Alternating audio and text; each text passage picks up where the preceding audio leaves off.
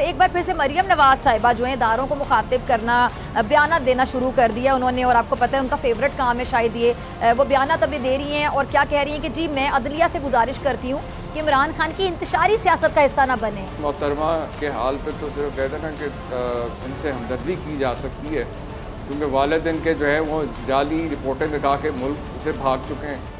अच्छा चीमा साहब, एक बार फिर से मरियम नवाज साहिबा जो है इदारों को मुखातिब करना, बयान देना शुरू कर दिया उन्होंने। और आपको पता है उनका फेवरेट काम है शायद ये, वो बयान अभी दे रही हैं और क्या कह रही हैं कि जी मैं अदलिया से गुजारिश करती हूँ कि इमरान खान की इंतशारी सियासत का हिस्सा ना बने।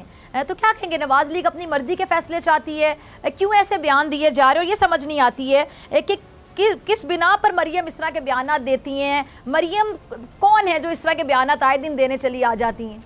लेकिन मोहतरमा के हाल पे तो सिर्फ कहते हैं ना कि इनसे हमदर्दी की जा सकती है, क्योंकि वालिदैन के जो है वो जाली रिपोर्टें दिखा के मुल्क से भाग चुके हैं।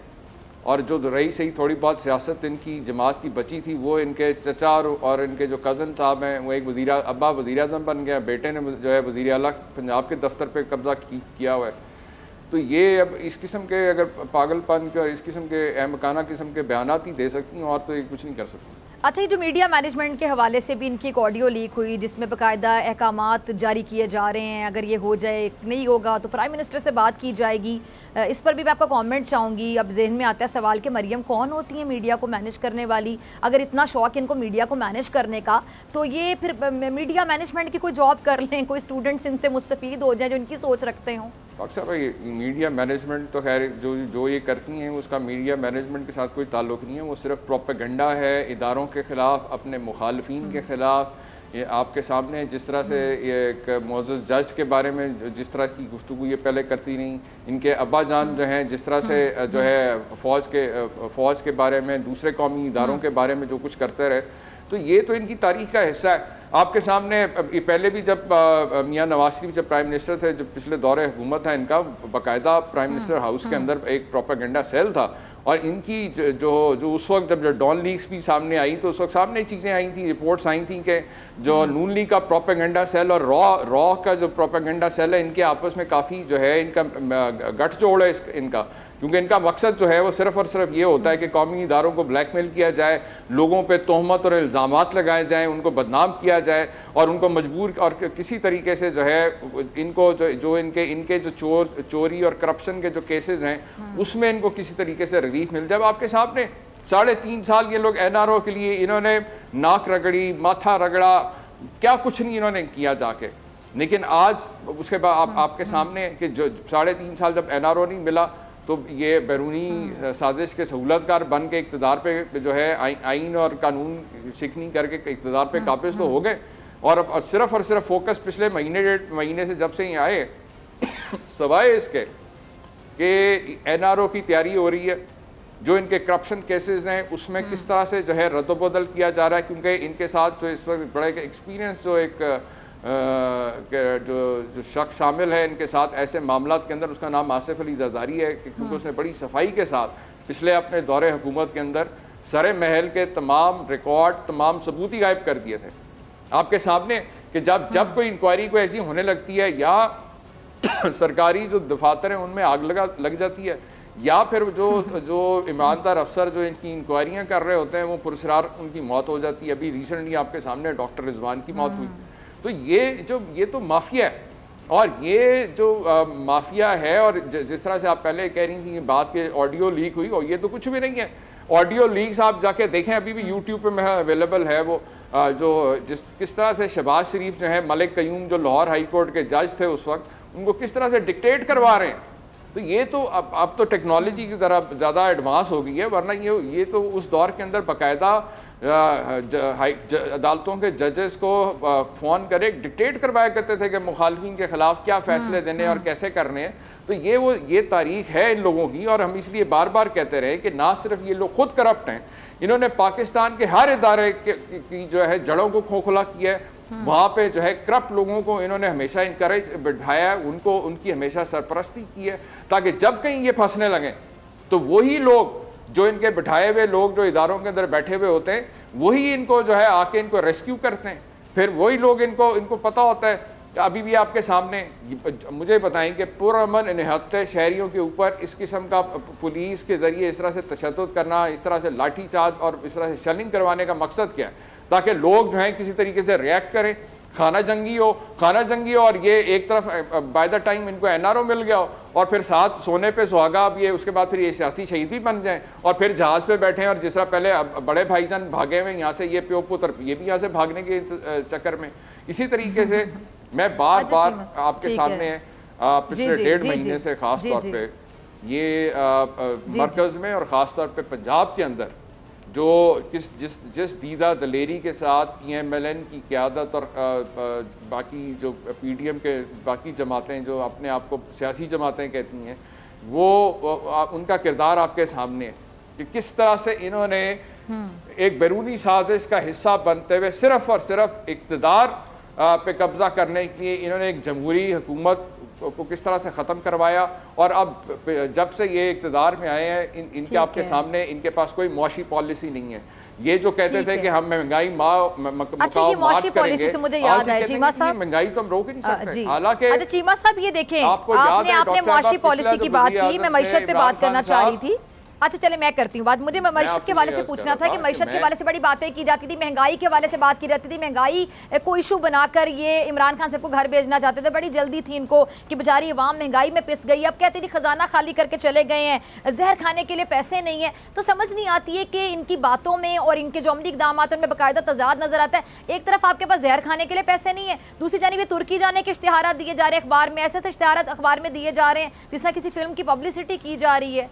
वो पैसे कहाँ से आ रहे हैं, क्यों, मतलब फिर किसको बेवकूफ़ बनाया जा रहा है? वैसे एक फ़ायदा कम अज़ कम हुआ है शहबाज शरीफ को, जो बहुत ज़्यादा ओवर रेट कर रहे थे कि पता नहीं क्या सुपरमैन सुपर हीरो समझ रहे थे, उनकी कम अज़ कम जाए तसल्ली होगी काफ़ी कि ये काफ़ी ओवर रेटेड इंसान था। आपके सामने जब से ये आए कहते जी मैं कपड़े बेच के तो लोगों को आटा सस्ता करूंगा, जबकि दूसरी तरफ हम देखते हैं जहाज़ भर के ये जो उम्रा करने चले जाते हैं, जहाज़ भर के ये लंदन जो है अपनी काबीना का इजलास लेके जाते हैं। अभी भी ये जो जहाज़ भर के जो तुर्की लेके, एक तरफ ख़जाना अगर खाली है तो ये पैसे कौन दे रहा है? ये जो याशियाँ हो रही हैं इसके पैसे कौन दे रहा है? आपके सामने मेरे इतने दौरे और इतनी लूट मार और इतना खर्चा तो मेरे इमरान खान की हुकूमत ने 3.5 साल में नहीं किया जितना 1 महीने में इन्होंने जो कारनामे कर रहे हैं। अवाम को सिर्फ बेवकूफ़ बना रहे हैं आपके सामने। जब 2 महीने पहले एक वज़ीर आज़म मौजूद था जिसने कहा कि मैंने 500 अरब रुपए एक्स्ट्रा रेवेन्यू टैक्स इकट्ठा किया है और वो टैक्स जो है मैं किसी जो आई वॉश, किसी विंडो ड्रेसिंग वाले किसी प्रोजेक्ट पे नहीं लगा रहा कि मेरा टब्बर जो है वो आने वाली नस्लें जो है बैठ के किक बैक्स खाती हैं। उसने वो 500 अरब रुपया जो है वो अवाम को रिलीफ दिया, पेट्रोल की प्राइसेस सस्ती की, पेट्रोल में सब्सिडी दी, बिजली में सब्सिडी दी। और ये इन्होंने आते ही क्या किया, जो महंगाई मार्च के जो बड़े चैंपियंस बने हुए थे कि जी हम महंगाई मकाओ मार्च चलाएंगे और हम हुकूमत गिराएंगे, महंगाई ख़त्म करेंगे। उस वक्त भी मैंने कहा था कि ये जो टोला है, ये जो मुकमुका करके इक़्तिदार पे काबिज़ होने की इनको आदत है, इनके पास किसी तौर के ऊपर भी अवामी मसाइल का कोई हल नहीं है। ये पहले भी जो है अवाम को इसी तरह म्यूजिकल चेयर से ला के 80 और 90 की दिहाई में भी बेवकूफ़ बनाते रहें, एक दूसरे में पर्चे कटवाते रहें। अब आपके सामने जितने नैब के केसेस हैं 95% वो केसेस हैं जो इस वक्त इनके दोनों पार्टियों के सरबराहों के ऊपर जो केसेस हैं करप्शन के, ये वो केसेस हैं जो इन्होंने खुद उस पर केसेस शुरू इनिशिएट करवाए थे, लेकिन उसका कोई जवाब नहीं है। आपके सामने इनसे पूछो कि भाई बताओ कि वो पनामा वाला जो पैसा जो आपके लीडर ने वादा किया था उसका क्या जवाब है। आप इनसे पूछें कि जो इनकी जो ट्रांजैक्शंस हुई हैं मकसूद चपड़ासी वाले केसेस का पूछें तो उसके ऊपर इनके पास कोई जवाब नहीं है। तो लिहाजा जब भी इनसे कोई बात की जाए ये सिर्फ अपनी गालम गलोच करके ज़हनी गलाजत को अपनी ज़बानों पर ला के ये इस चीज़ से भागते रहें, अदालत से ये झूठ बोलते रहे, कौम से ये जो है आपके सामने कि बार बार वादा करके भागते रहें। तो हम जो मुतालबा कर रहे हैं कि जो है इलेक्शन करवाए जाएँ ताकि अवाम की अदालत में जो है इन चोरों का एहतसाब हो और जो जिनको हकीकी मैंडेट मिले वो आके हुकूमत चलाएं। सही। अच्छा रिचीमा साहब, हुकूमत की बातों से तो ये लगता है कि ये जल्द इंतखाबात नहीं करवाना चाहते क्योंकि सब पार्टियों को अपनी अपनी मर्जी की वजारतें मिली हुई हैं, शहबाज शरीफ के तमाम इत्तेहादी मुद्दत पूरी करना चाहते हैं। तो फिर अब क्या लगता है आपको, तहरीक इंसाफ के प्रेशर में आएंगे ये लोग? देखें, मैंने आपसे कहा ना कि ये सिर्फ आए टेम्परेरी फेज पे, इनको भी पता है कि अभी आपके सामने ये महीने डेढ़ में जितनी महंगाई हो चुकी है कि जितना मेरा ख्याल है घी और आटा जितना 3-3.5 साल में महंगा नहीं हुआ होगा जितना इन्होंने एक हफ्ते के अंदर महंगा कर दिया। पेट्रोल आपके सामने एक 1 को मैं फिर दोबारा कह रहे 30 रुपये बढ़ाया, अभी फिर और बढ़ाना चाह रहे हैं। तो अभी तो बिजली के रेट नहीं बढ़े, अभी तो बाकी चीज़ों पे अभी तो ये अगले 2-4 दिन हफ्ते में आप देखें, क्योंकि अभी उसका एक ट्रिकल डाउन इफेक्ट आना है जो इन्होंने चीज़ें जिस तरह से बढ़ा रहे हैं। एक तरफ मैंने आपसे कहा है कि जब जिस दिन इन्होंने हुकूमत गिराई है इमरान खान की, उससे हफ्ता पहले तो जो है वो हुकूमत तक तो वो हुकूमत सारी जो है आखिरी दिन तक वो सब्सिडी दे रही थी आवाम को पेट्रोल और जो है बिजली के अंदर। तो इनके पास अपनी याशियों के लिए अपना जहाज़ भर के उमरा करने, और कभी जो है बड़े भाईजान को एक कॉन्वेक्ट के पास ले जाते हैं पूरी काबीना मुल्क की उठा के वज़ीर आज़म। और आप अभी भी जो गए में सैर सपाट जो करने गए में टर्की गए में, वहाँ पे भी पूरा जिस तरह से जहाज़ भर के ले गए, वो आपके सामने वो पूरा टोला बाकी वज़ीर आज़म जो पूरा जहाज़ भर के लेके गए वो किसके खर्चे पे लेके गए। तो अगर ख़जाने में पैसा अगर खाली होता तो इनके बाकी याशियाँ कैसे चल रही होती।